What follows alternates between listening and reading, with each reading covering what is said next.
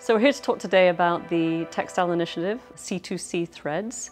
Faye and I had been discussing different waste streams at GIRO, and the textile waste stream had become quite apparent at the time because Diabetes Clothesline used to collect all of our waste stream for textiles, but during COVID they were unable to pick up from us anymore.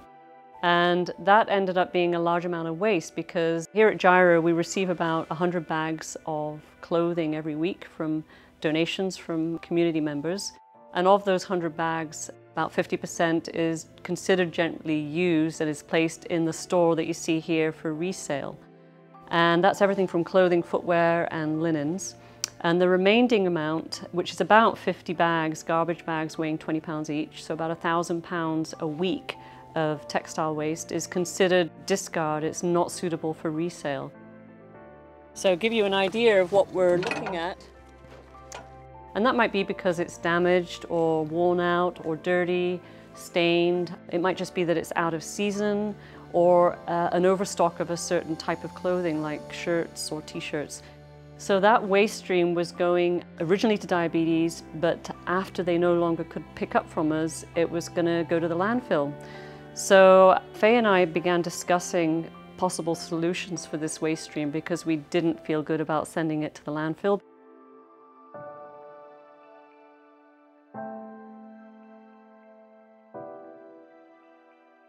The C2C is the Cradle to Cradle Textiles Initiative. So normally it's cradle to grave, but the point of a circular economy is to keep a closed loop system. With a circular economy, we're also understanding that there is no away. The clothing that isn't used here that was being sent away, just to find that trail of where clothing ended up was quite difficult to find out. But eventually we tracked it down that the clothing was being bought by used clothing brokers in the Lower Mainland in BC and then shipped overseas, predominantly to mitumba markets in Nairobi. So bales of used clothing ending up in secondhand clothing. It's a big economy now in Kenya, but it has a lot of issues as well, and it's not sustainable. So the footprint of having to send something halfway around the world is not something that we want to carry on supporting. So it really does come down to how can each community deal with its own waste, not just clothing, but any material. And there is ways to do it, which is what we're really exploring now. On depot days, Wednesdays and Saturdays, people bring us donations through the back and we go through them. Now we have a sorting system. We go through it, we make sure it's seasonal, we make sure it's clean, we make sure that it's something that we can sell right away. What happens in the store is if something doesn't sell, we take it off the floor after a few weeks and we have to do something with it. So that's sorted into fiber type, so cotton. We have a lot of polyester. So one of the things that we did with the makerspace is purchased a shredder. So what we will be doing with some of the textiles is shredding it to use as fill for cushions and bolsters. One of the sisters of the makerspace is a project called Relove Local, where there are makers on island who are making tote bags out of repurposed stretch denim. We get in so many beautiful tablecloths and textiles that have stains or holes that in the past would have just been thrown away, but they're beautiful cotton with beautiful colors and patterns, and so they're going to one of the Relove makers who is turning them into everything cloths and bowl covers and now bunting. So we're trying to repurpose these textiles without getting too much into production ourselves. We're very conscious of what we're making so that we're not just providing more stuff. That is a really interesting challenge because on the one hand we want to upcycle, we want to repurpose these textiles but also not contribute to just the amount of stuff there is in the world.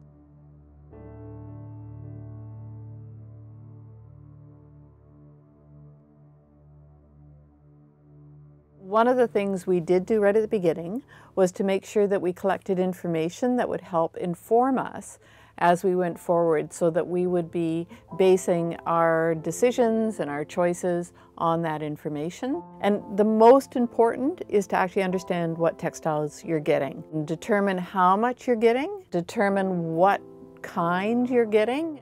So we had a sorting process that took several days where we went through each of the materials and looked to see what was the reason it was thrown away. Was it because it was dirty or damaged or wrinkled? What kind of material was it? Was it cotton? Was it a poly blend? Was it unique? You have to understand what it is that you're getting in order to determine what you're going to then be making. We also did a survey, and it was really to understand people's habits. There are many reasons that people discard their clothing. 1/3 were discarded because they were dirty or stained, 23% because they were stretched, worn out or pilled, and 16% because they were out of season, overstocked, or just ugly. 42% of their textile waste was polyester and a polyester blend, and 41% was 80 to 100% cotton. There was very little wool, linen, or leather. How often did they buy new clothes? How often did they buy clothes from GIRO or other secondhand stores? And what were the reasons that they would buy something from GIRO rather than buy it new? So those were really important pieces of information to understand our particular community. So understanding people's habits in your community is crucial. There's so many artistic entrepreneurs on the island and fabric artists and so on. So we said, let's set up a process. So we engaged the community. We had a competition and we had a number of people show up at our hall, and we had different textiles that were at different tables. And we had 19 designers. I think one of the exciting things was the response from everyone. We've had all kinds of ideas, from turning it into household insulation to turning it into a stuffed product like a footstool or a yoga cushion, acoustical panels, the walls for reducing sound reverberation. So there's lots of different ideas out there. We picked the different projects that we thought we could actually have made and sell. So we chose dog beds and the unpapered towels, which are now called everything cloths, and we also picked the acoustic panels. So my first project, being a quilter, is this quilt. It's made with denim and t-shirts. It has pockets at the bottom for tucking things in. I visualize this in some guy's truck hanging over the back, and he can tuck in his wallet while he's off to the beach. He also uses denim on the back. So this is a good user up of big and small pieces. Basically what I do is go through and find what is damaged in the item, remove that, and it can be kept for stuffing or whatever, and then start with the larger pieces and make squares or strips from what's left. So out of those squares and strips, one of the designs that was chosen was my unpapered towels. So here is an example of a sound absorbing panel. This one was really simple, the prototype that we submitted, because we used a recycled frame from an old painting and then placed layers of microfiber. Inside here we have the sleeves, so breaking down the remnants to use a layered system to absorb sound. So the decisions around products are based on, one, does it use the material we have? Does it use that cotton or does it use that polyester? Does it make sense in terms of the time it takes to make? If something takes 20 hours to make and you want to pay your makers a livable wage, then you have to be able to sell it for slightly more than what that costs. That's another piece of it. Another piece is from an environmental perspective. Does it make sense? For example, the unpapered towels or the everything cloths, they are replacing something that would have been thrown out. The bowl covers, again, the same things. Tote bags, so you don't need to use plastic bags. I think another piece of it is also just the visual that people look at and go, wow, that's really nice, and it's environmentally smart. So it's kind of the combination of those two that in the end, that's how the decisions are made. So that was phase one, was that process. And during that process, we heard from community that they also wanted a space to be able to make their own upcycled items. And so phase two was then developing the systems for the different products we talked about, as well as starting the building of a maker space. The different things that we've decided will happen in that space include shredding. A core part of the makerspace is for makers.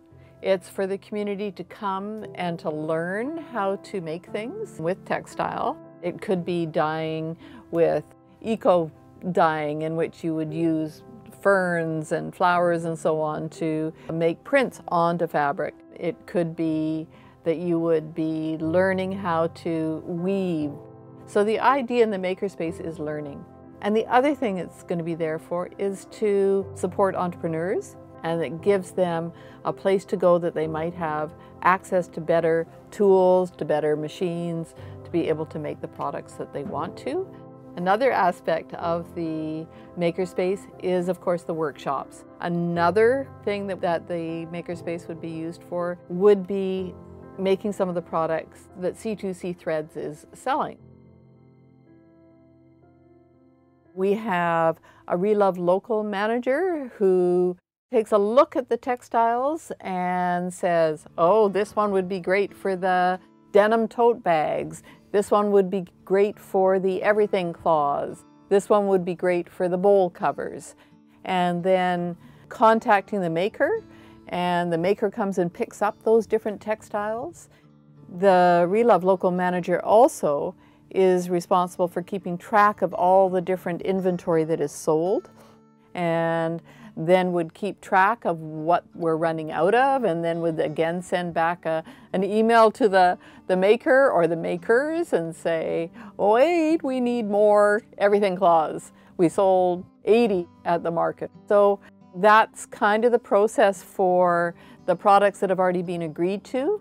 And then for new ideas, prototypes would be developed by the maker, as well as maybe someone in the community has an idea.